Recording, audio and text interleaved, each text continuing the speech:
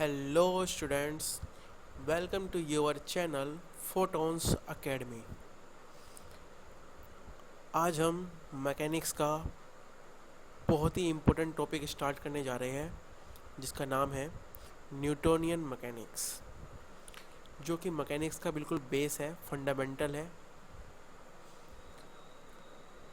तो चलिए स्टार्ट करते हैं। न्यूटोनियन मैकेनिक्स, तो न्यूटोनियन मैकेनिक्स वो ब्रांच है मैकेनिक्स की जहाँ न्यूटन्स के लॉ ओबे होते हैं।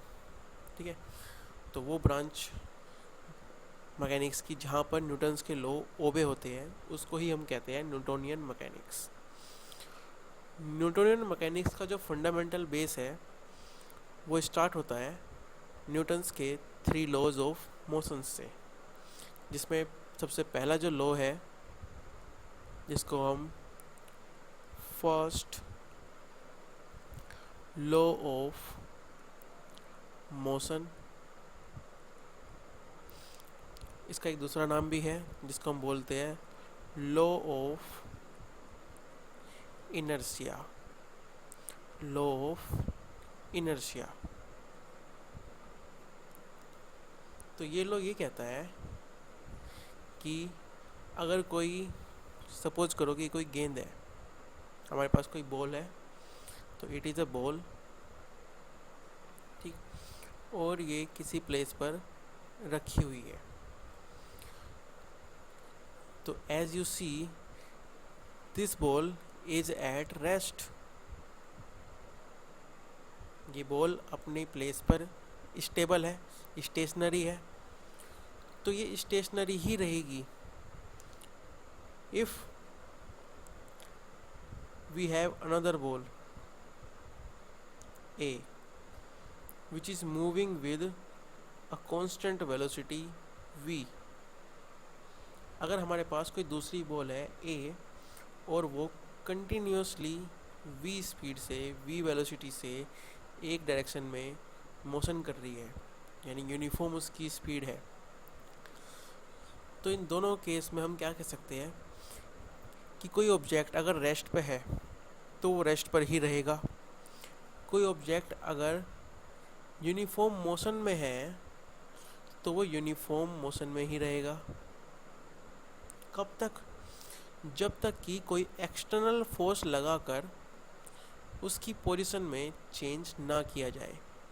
जब तक कोई एक्सटर्नल फोर्स लगाकर उसकी पोजीशन में चेंज ना किया जाए तब तक वो बॉडी अपनी जो इनर्शियल जो उसकी स्टेट थी उसको बनाए रखेगी। अगर कोई बॉडी रेस्ट में है तो वो रेस्ट पे रहेगी, यूनिफॉर्मली मोशन कर रही है तो यूनिफॉर्मली मोशन करती रहेगी। कब तक? जब तक कि कोई एक्सटर्नल फोर्स उसके ऊपर ना लगे। ठीक है, तो फर्स्ट लॉ ऑफ मोशन यही है कि if an object is at rest और uniformly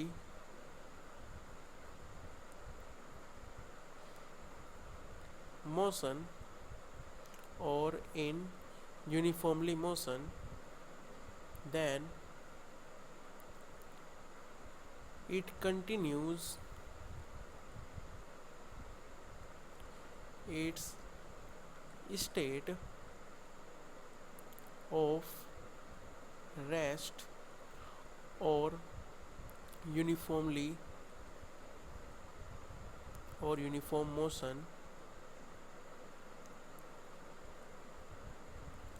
until an external force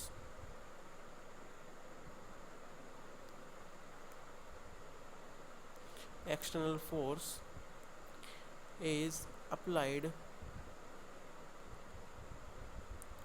on it। तो ये है हमारा फर्स्ट लॉ ऑफ मोशन। तो क्या कहता है कि if an object is at rest, अगर कोई ऑब्जेक्ट रेस्ट पे है और इन यूनिफॉर्मली मोशन या कोई यूनिफॉर्मली मोशन में है, then it continues its state, तो ये अपनी स्टेट को कंटिन्यू बनाए रखता है। कब तक?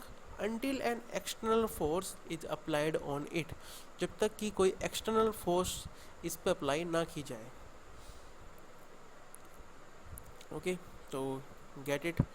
इसको एक एग्जांपल के थ्रू समझते हैं कि मान लो कोई बस है, ये एक बस है, इसमें एक पैसेंजर खड़ा है, ठीक है, और बस आगे की तरफ मूव कर रही है। ये कांस्टेंट स्पीड से मूव कर रही थी, लेकिन आफ्टर सम टाइम जो ड्राइवर है यहाँ पे, उसने क्या किया, उसने ब्रेक मार दिया, तो बस क्या हो जाएगी, बस रुक जाएगी। बस रुकेगी तो ये पैसेंजर है, ठीक है, तो बस रुकी है, तो पैसेंजर कहाँ की ओर जाएगा, तो बस जब रुकेगी, एकदम से ब्रेक मारेगी, तो पैसेंजर आगे की तरफ गिरेगा। क्यों? क्योंकि वो बॉडी जो थी पैसेंजर की, वो बस के साथ कनेक्ट थी। बस पहले किस स्टेट में थी, मोशन में थी, लेकिन ड्राइवर ने जैसे ही ब्रेक मारा, ठीक है, वो जो बस है वो तो आ गई रेस्ट में, बस जो है वो हो गई रेस्ट पर, ठीक है। लेकिन बॉडी जो है, जो पर्सन है, जो हम है, हमारी बॉडी क्या करने की कोशिश करेगी, मेंटेन करने की कोशिश करेगी अपनी पोजीशन को। अगर वो रेस्ट पे है तो रेस्ट में रहने की कोशिश करेगी, और अगर कंटिन्यूसली मोशन में है तो कंटिन्यूसली मोशन में रहने का ट्राई करेगी। तो पहले जो बॉडी थी वो मोशन में थी, लेकिन अब सडनली जो हमारे जो पैर है, जो हमारे लेग्स हैं, वे बस के साथ कांटेक्ट में है, तो हमारे जो लेग है वे भी कहीं पर आ जाएंगे, रेस्ट की स्टेट पर आ जाएंगे। लेकिन हमारी जो अपर बॉडी है वो अभी भी कंटिन्यूसली मोशन करना चाहेगी, अपनी यूनिफॉर्म स्पीड बनाए रखना चाहेगी। तो उसी को मेंटेन करने के लिए ये बॉडी आगे की तरफ झुक जाएगी, जबकि पैर हमारे बस के साथ कांटेक्ट में है, रेस्ट पर आ चुके हैं, लेकिन बॉडी अभी भी मोशन में है ऊपर की। तो इसीलिए उसको एक आगे की तरफ उसको पुल मिलेगा, और जो पर्सन है वो आगे की तरफ गिर जाएगा। इसी का एक अनदर एग्जांपल लेते हैं। अगेन एक बस है, बस में फिर पैसेंजर खड़ा है, बेचारे को सीट नहीं मिल रही तो खड़ा है बेचारा, आजकल वैसे ही बस में बहुत भीड़ रहती है ना। तो फिर यहाँ पे ये ड्राइवर बैठा हुआ है यहाँ पे कहीं, ठीक। बस इस बार रेस्ट पर है ऑलरेडी, पहले बस मोशन में थी, लेकिन इस बार बस पहले से ही रेस्ट में है। लेकिन ड्राइवर ने उसको एकदम से एक्सेलरेट करा, मोशन में आई, लेकिन बॉडी जो है, फिर से हमारे जो लेग है वे बस के साथ कांटेक्ट में थे, जो कि रेस्ट पे है, ठीक है। तो जो हमारी लेग है वे तो रेस्ट पे है, लेकिन हमारी बॉडी क्या है, बस के साथ मोशन करने के लिए आगे की तरफ शिफ्ट हो रही है, ठीक है। लेकिन जो हमारी लेग है वे हमको वापस अपनी पोजीशन पर यानी पीछे की तरफ धकेलने की कोशिश करेगी। तो हमारी बॉडी जो है वो तो आगे की तरफ, और जो हमारे लेग से पीछे की तरफ पुल जाएगा। तो इस वजह से जो इंसान है वो उसको पीछे की तरफ धक्का लगेगा, वो पीछे की तरफ गिरेगा। जैसे बस सडनली एकदम से चलेगी आगे की तरफ, तो वो बॉडी जो है अपनी रेस्ट की पोजीशन को बनाए रखने के लिए पीछे की तरफ मूव करेगी। तो इसीलिए ये फिनोमेना ही क्या है, हमारा लॉ ऑफ इनर्शिया है, कि कोई बॉडी अगर रेस्ट पे है तो रेस्ट पे ही रहेगी, कोई बॉडी अगर कंटिन्यूसली मोशन कर रही है यूनिफॉर्मली, तो वो यूनिफॉर्मली मोशन करती रहेगी। कब तक? जब तक एक एक्सटर्नल फोर्स, यहाँ पे एक्सटर्नल फोर्स कौन लगा रहा है, जो ड्राइवर ने ब्रेक लगाया, तो वो एक फोर्स हुआ जिससे वो बस कहीं में आ गई, रेस्ट पर आ गई। ड्राइवर ने बस को एक्सेलरेट करा, गियर दबाया, बस मूव करी, तो वो फोर्स लग गई। तो ये एक्सटर्नल फोर्स यहाँ पे लग गई दोनों केस में, जिस वजह से एक में तो बॉडी हमारी, एक में जो बस है वो तो रेस्ट पर आ गई, एक में जो बस है वो मोशन में चलने लग गई, ठीक है। तो ये इसके कॉन्सिक्वेंसेस हो गए यहाँ पे। इसी का एक और एग्जांपल लेते हैं कि एक हमारे पास गिलास है, ठीक है। तो इस गिलास पे हम क्या कर रहे हैं, एक बुलेट को फायर करते हैं। तो बुलेट जैसे फायर होगी इसमें, तो वो गिलास को भेद कर, उसको पेनिट्रेट करके आर पार निकल जाएगी, लेकिन गिलास टूटेगा नहीं, ठीक है, तो इसका रीज़न क्या है?